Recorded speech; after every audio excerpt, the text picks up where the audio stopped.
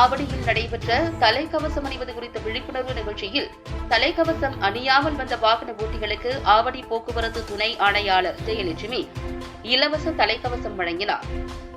சென்னை புறநகர் பகுதியான ஆவடி காவல் ஆணையர் அலுவலகத்திற்குட்பட்ட ஆவடி செக்போஸ்ட் பகுதியில் தலைக்கவசம் அணிவதால் ஏற்படும் நன்மை குறித்து விழிப்புணர்வு நிகழ்ச்சி நடைபெற்றது.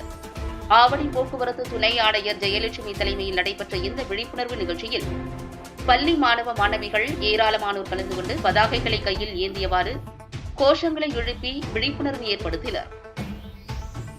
மேலும் தலைக்கவசம் அணியாமல் வந்த வாகன ஓட்டிகளின் வாகனங்களை நிறுத்தி பரிசோதனை செய்த பொழுது 2 வழக்குகளுக்கு மேல் அபராதம் செலுத்தாமல் இருந்த வாகன ஓட்டிகளுக்கு உடனடி அபராதங்கள் விதிக்கப்பட்டது.